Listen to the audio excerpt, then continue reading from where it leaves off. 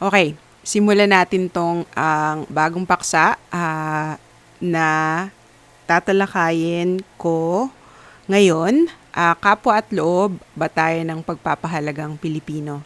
May mga ilang estudyante, may mga ilan sa inyo na nagtanong sa akin nung simula ng semestre tungkol sa kung sino yung mga Pilipinong maituturing na pilosopo. Ito ang unang halimbawa, si Virgilio Enriquez. Um, sa kung sa pagtingin sa kanyang pagkadalubhasa, psikologo siya. Nag-aral siya ng psikolohiya nagpakadalubhasa sa Northwestern University sa US. Pero sa palagay ko, si Virgilio Enriquez maituturing na palaisip, nag-isip at nagsaliksik siya ng labas doon sa pagkakahon ng disiplina na natutunan niya sa kanyang pag-aaral. Iyon ang isang pinakamahalagang tanda ng pamimilosopiya, kagaya ng natutunan natin kay Professor Van Norden. Sinabi niya na ang pamimilosopiya ay yung labas sa kahon ng isang disiplina, kasi sa loob ng isang disiplina, sa loob ng isang pag-aaral, may mga bagay na hindi na inuungkat, hindi na pinag-uusapan, hindi na tinatanong. Sa filosofiya, halos lahat ng bagay pwedeng itanong, pwedeng isipin. Si Virgilio Enriquez, kilala siya bilang ama ng psikolohiyang Pilipino. Nagpakadalubhasa nga siya sa pag-aaral ng psikolohiya, pero sabi niya, marami akong natutunan dito, marami akong napag-isipan, at kaya kong gawin ang lahat ng tinuro sa akin ng mga Amerikano at ang lahat ng mga taga-Europa na nag-aaral ng psikolohiya, pero hindi yan akma sa amin.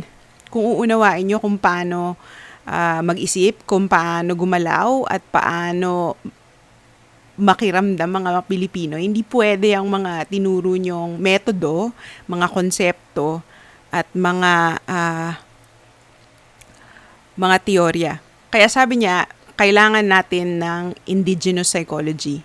At si Enriquez, siya ay tinuturing na mahalaga hindi lamang sa Pilipinas kundi sa buong Asia sa pagsisimula ng tinatawag na indigenous Asian psychology. At hindi lang ang psikolohiyang Pilipino na pinag-aaralan ng mga Pilipino sa pamamagitan ng mga metodo, konsepto at paglapit na mismong nakaugat sa karanasan ng Pilipino. Mahalaga yun para sa atin. Pero dalawang bagay yung sinimulan niya, yung paggamit ng karanasan ng Pilipino para maintindihan kung paano tayo mag-isip at gumalaw at dumama. Pero bukod pa doon, higit pa kaysa sa psikolohiya na natutunan niya sa Amerika, sabi ni Enriquez, kailangan natin ng psikolohiya na mahalaga para sa pang-araw-araw na buhay ng mga ordinaryong tao, hindi lamang para sa mga libro, para sa mga pag-aaral na theoretical imbes na practical.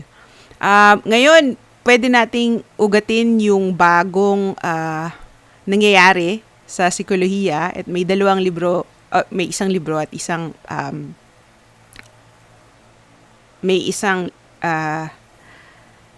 paksa ako dito, yung libro The Geography of Thought ni Richard E. Nisbet. Ito ang libro na nagpapatunay na may pagkakaiba ang paraan ng pag-iisip ng mga tao depende kung saan sila lumaki, saan sila nakatira, at ano ang natutunan nilang pakikitungo sa mundo.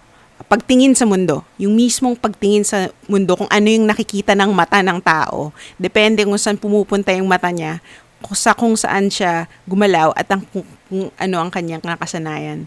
Isa pa, ito na-discover noong 2010 na may problema ang psikolohiya, tinatawag itong the weird problem of psychology. Yung weird dito, acronym yan, ang ibig sabihin ng weird, Western, educated, industrialized, rich, and democratic. Yung problema dito, yung pag-aaral ng psikolohiya, ang lahat ng mga kasinali nila dun sa mga pag-aaral nila, pag may iniimbestigahan sila, lahat ng mga tao ngayon, kadalasan Amerikano na nag-aaral sa universidad doon sa North America o kaya sa Europa. Pero pagka iniba mo pala yung taong isinasali mo doon sa parehong metodo at parehong study design, iba yung resulta. Kasi meron palang epekto yung kultura at kapaligiran ng tao sa kanyang psikolohiya, kahit na sa kanyang biology. Dito sa psychology is weird problem, pagka tinignan nyo yan, makita nila na yung mata, yung paglaki at pagliit nung tinatawag na pupil ng mata ng tao, depende sa kung ano yung kailangan niyang makita at tignan sa kanyang kapaligiran.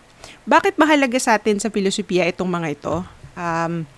Tinuro ko sa inyo yung pagkakaiba ng paglalarawan at gabay sa pagpili. Yung sinasabing descriptive, paglalarawan, at saka yung normatibo, prescriptive, yung gabay sa pagpili.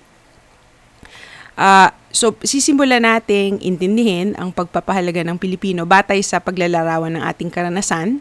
Yung paglalarawan ng ating karanasan, nakaugat yan sa wika at konsepto na madalas hindi natin napapansin. Kaya yun yung titignan natin mabuti ngayon. Madalas, hindi natin talaga napapansin o iniisip man lang. Mahirap kilatisin ang mga paraan ng pag-iisip kasi kailangan tignan mo yung sarili, kailangan tignan mo yung hindi mo na tinitignan dahil alam mong nandun, yung mga salitang ginagamit mo sa araw-araw, yung mga pananaw na hindi mo na sinisiyasat mabuti. Medyo titignan natin yan ngayon para makausad tayo dun sa normatibo, sa prescriptive, kasi kailangan natin ng gabay sa pagpili na batay sa malalim na